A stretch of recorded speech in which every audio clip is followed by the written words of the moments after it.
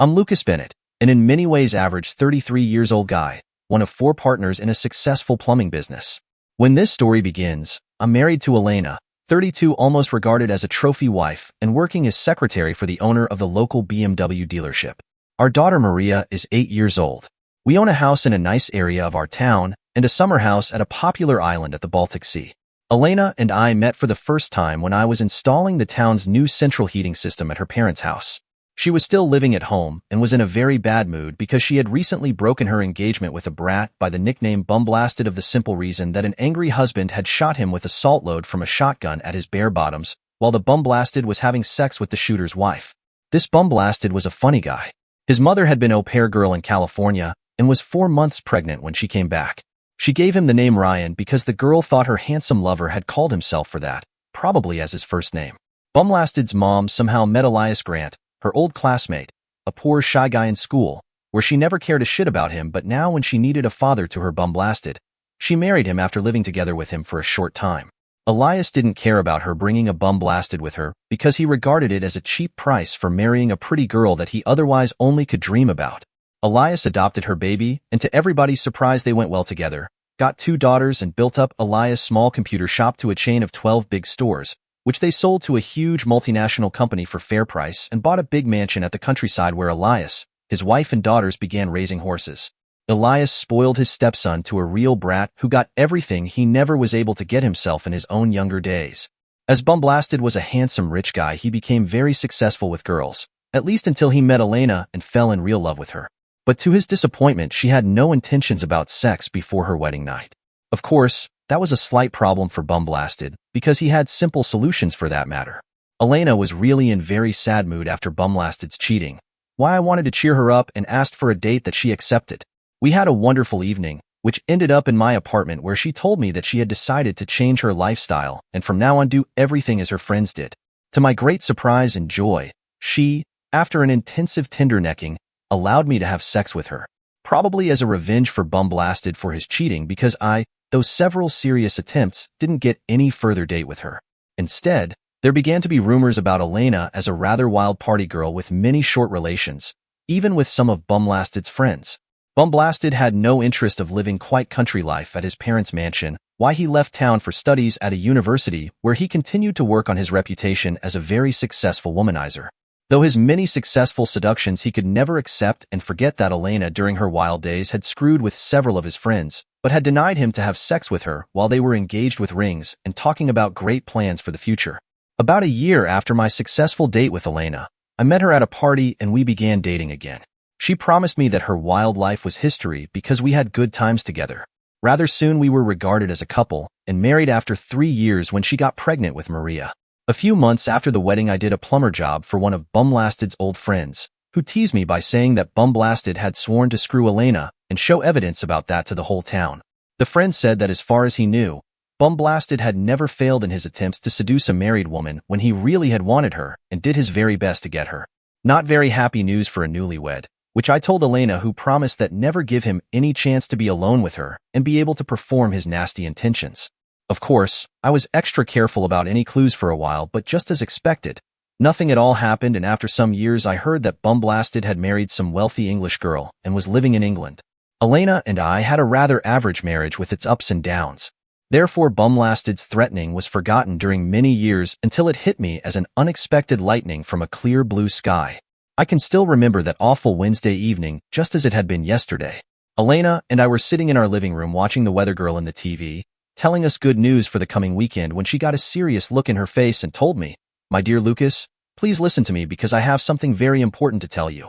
"Yes, go on." "Something that happened you today?" "No, not at all. In fact, it's an old story, which began before you and I met. Do you remember that I was engaged to a handsome guy by name Ryan Grant?" "Oh yes, I remember that creepy Bumblasted because he was shot in his, but with a salt load from a shotgun when he screwed somebody's wife. There are still some rumors about this guy. He says to still be a real a-hole indeed." "What about him? Is he shot again?" Elena had turned pale of some reason when she replied, "No, of course not. He is living in England, but was here at some old friend's wedding where Gabri Maria Eriksson, you know her, met him and they got acquainted. When he found out that she knew me, he was very curious and asked a lot about me, why she gave him my cell phone number." I could still remember what this Ryan Grant, better known under his nickname, Bumblasted, had promised to do with Elena, why I understood that there was some crap to come. The warning bells rang in my ears when I asked, "Did he call you?" "Yes, he did, and we have talked a few times about good old times." "Good old times?" "It is almost 10 years ago you two were together for a few months. He cheated, and you dumped him. Not much for any good old times. You don't understand. We had so many dreams about the future we want to talk about. Isn't that future with the Bumblasted behind you? Or what's the problem? He would like to see me." "Of course he wants to see you. You know very well that he has promised to screw you and show evidence to his friends. It would be a bit difficult to do that by phone."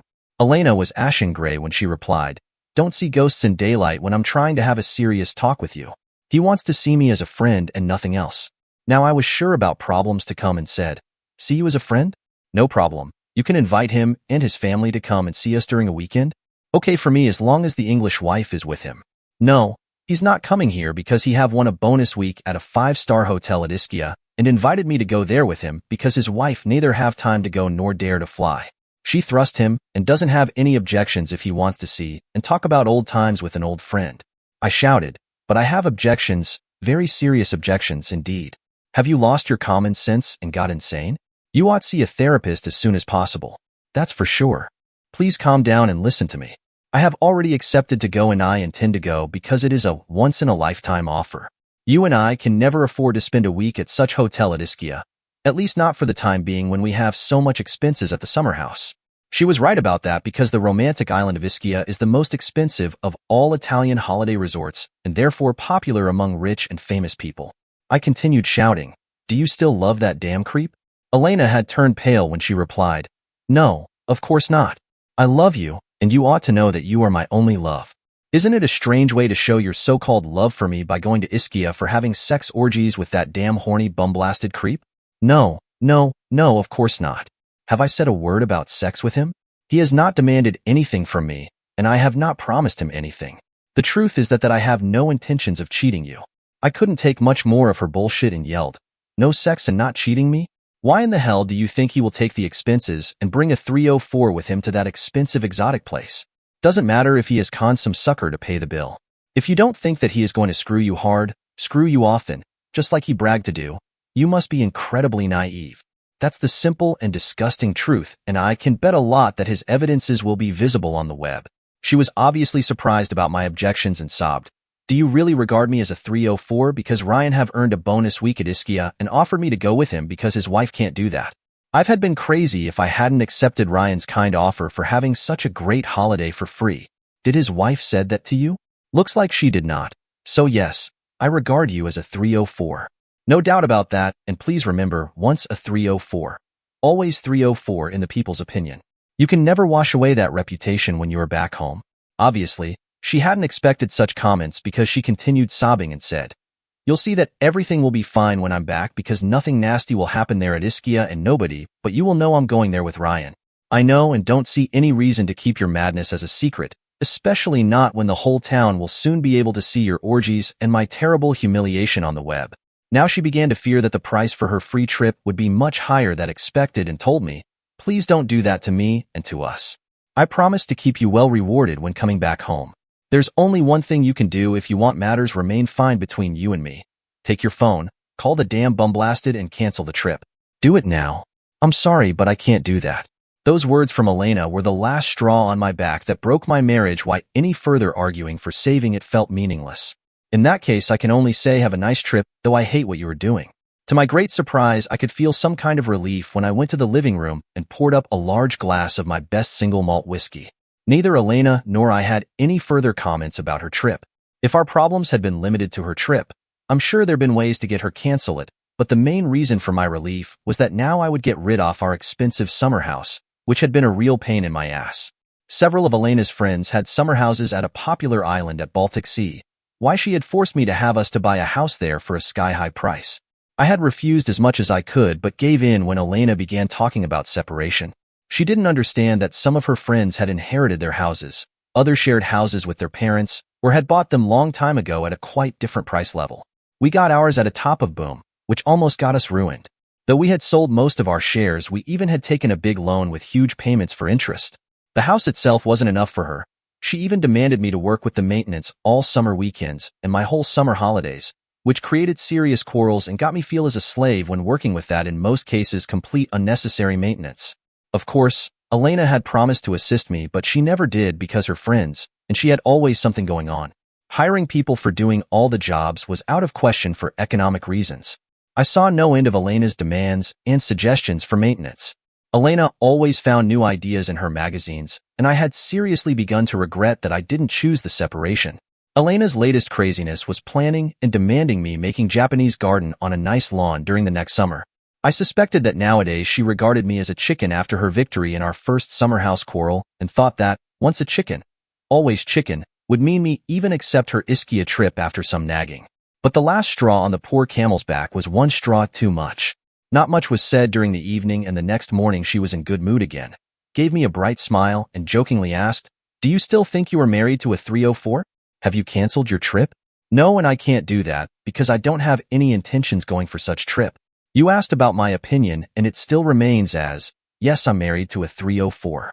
Her bright smile faded away when she shouted, "Who cares about your opinion?" Nothing further was said during the breakfast. My first thing at the job was to call Clara Smith at her job. She sounded surprised, but accepted my invitation for lunch. Clara is a lovely woman living 4 houses from us, and she is mother to my daughter's best friend Wilma. Clara dumped her cheating creep husband about 5 months ago. She is quite different from Elena, and I must confess that I've admired her very much during a long time. Though she is not such a trophy wife as Elena, Clara must be regarded as rather handsome.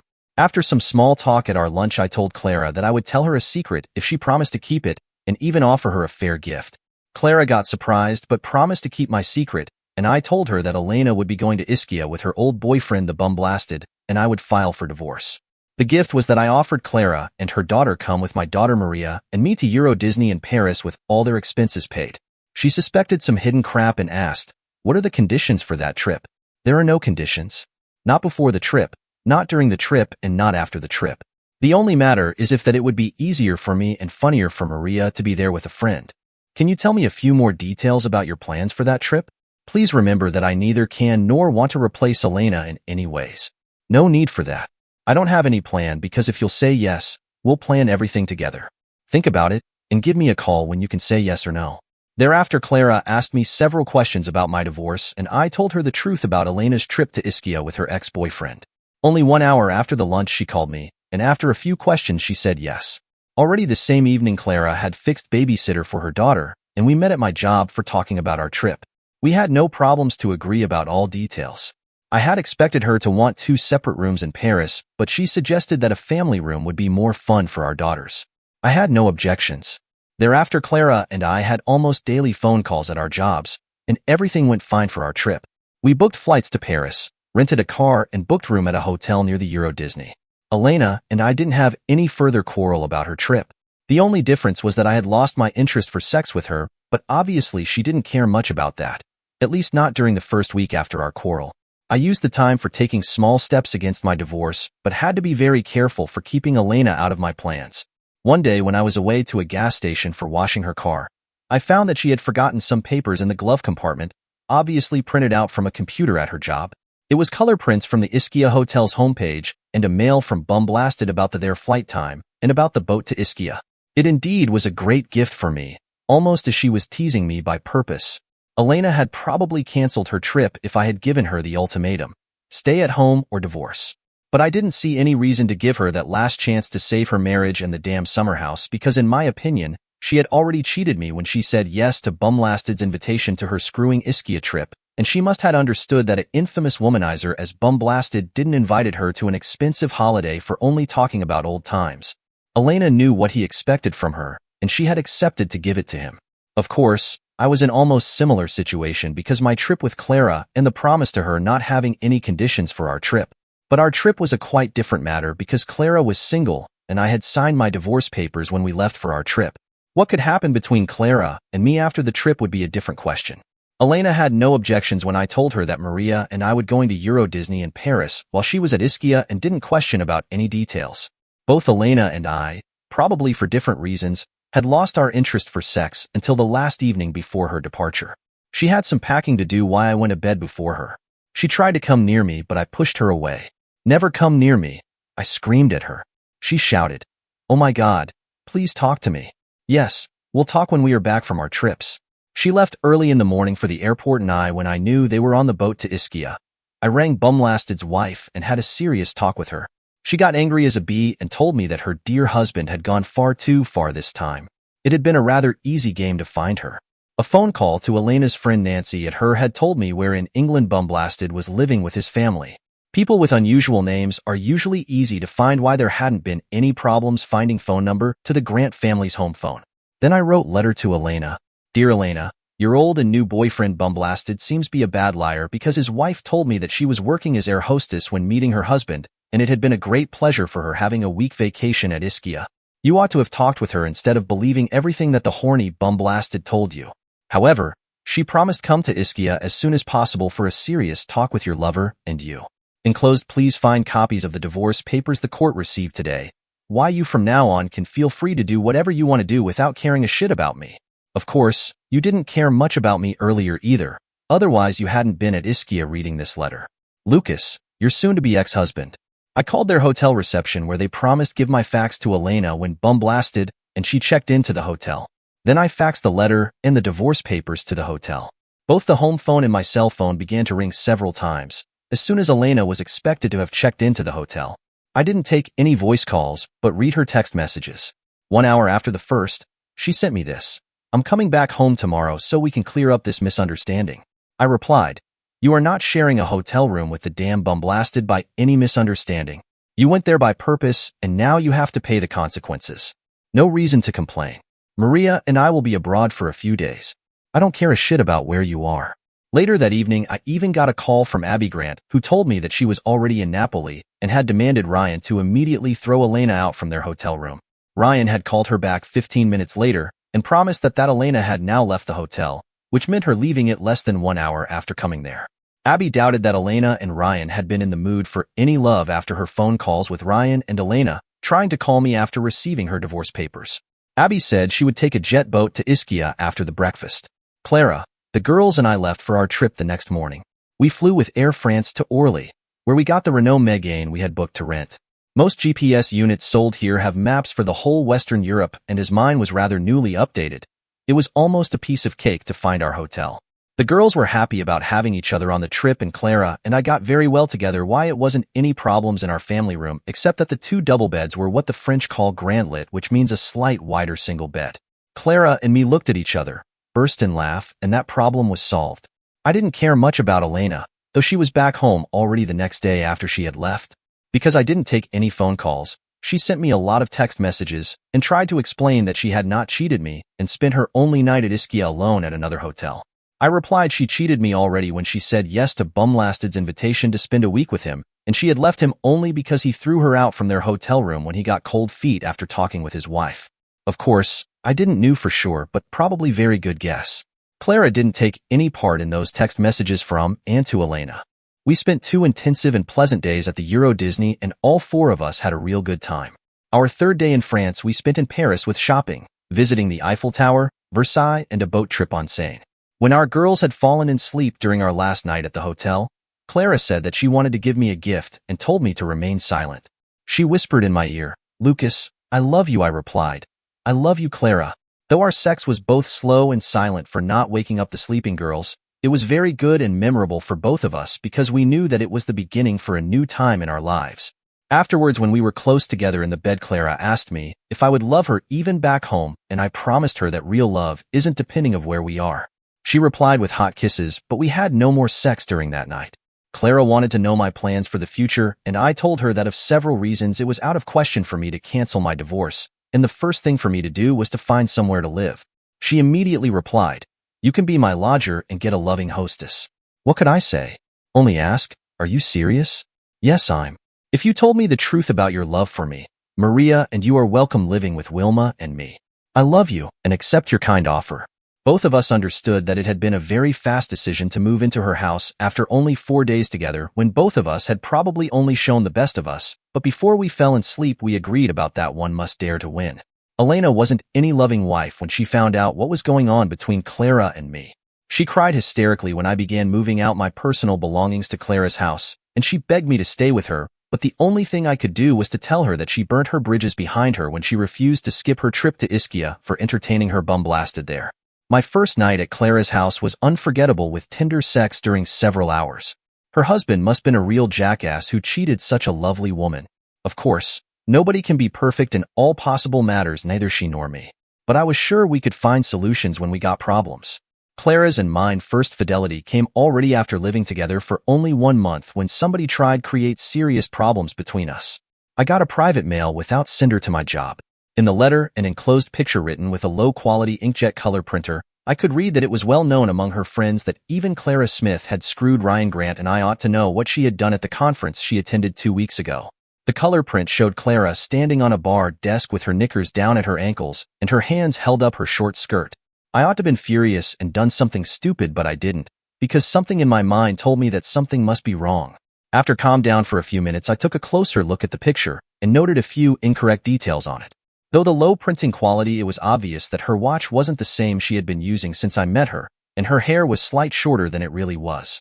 Back home, I gave the letter and picture to Clara and asked for her comments. She replied that she thought Ryan had screwed her, or more probably assaulted her, when she was heavy boozed during a wild midsummer night party in their school days, but he had always denied to done that. Then she burst in laugh when she saw the picture of her dancing on a bar desk, gave me an album, and shoved her own pictures from a funny game at a Christmas party held by the company she worked for. One could see the date and time on her pictures. In Clara's pictures, she and several girls in line at a dance floor doing the same thing, and she said that it was a competition about walking fastest over the floor with panties at their ankles, and it wasn't their own panties. Clara and I had agreed about having a life before we met. Why I didn't have any reason to care what she had done or not done in her school days. Our problem was to find out who had faked pictures from that old Christmas party, was skilled enough to do that rather well-done modification of a picture with a Photoshop program, and obviously hated Clara or me or both of us enough to do that. We never found out the sender, but never received any more faked pictures after Clara had showed it to several people at her job and promised a reward for finding out who had done it, because a biker friend of mine had promised to have a serious talk with that creep. Clara's and mine love grew stronger after that. We knew some people envied us very much. Elena and I sold our summer house, and she used her part of the money, and her parents paid the rest so she could afford to buy my share of our house. We agreed about shared custody for Maria, who used to spend plenty time with us even during Elena's weeks to have her. Clara says that it is okay for her because our girls now are as sisters. Abby and I still used to keep some connection via emails. Why I know that she and Bumblasted split up about 2 months after their holiday at Ischia. The simple reason is that he had forgot his cell phone at her parents' house after their weekend visit there, and her curious dad investigated the phone and found several sex messages to and from a mistress. That was too much for Abby, who had sworn never again when she had forgiven him for his attempts with Elena at Ischia. Elena was in rather bad shape during the first weeks after I left her, but is back now as a gorgeous single woman. Both Elena and Bumblasted lost their interest for further talking about memories of their good old times after paying a high price for their first failed attempt. They accused each other for all problems and can hardly be regarded as loving friends any longer. Elena has been dating several men and is already involved in her second longer relation. Her first guy was an awkward fellow. Why it only lasted 1 month. Maria says that mom's new boyfriend is very much better in many ways than the first. His only problem seems to be that even he is newly divorced, and his wife cleaned him rather well before dumping him. Clara and I are planning for our wedding, and everything is going well between the girls and between us. During my first days at her house, we spent a lot of time talking about how we wanted to have our future together. Of course, we might have different opinions in many matters, but with a giving and taking from both sides, there are always a solution. Our sex is on a very good level, and we have agreed to have a baby and are working hard to get one. Even our daughters are looking forward to a little baby brother or baby sister.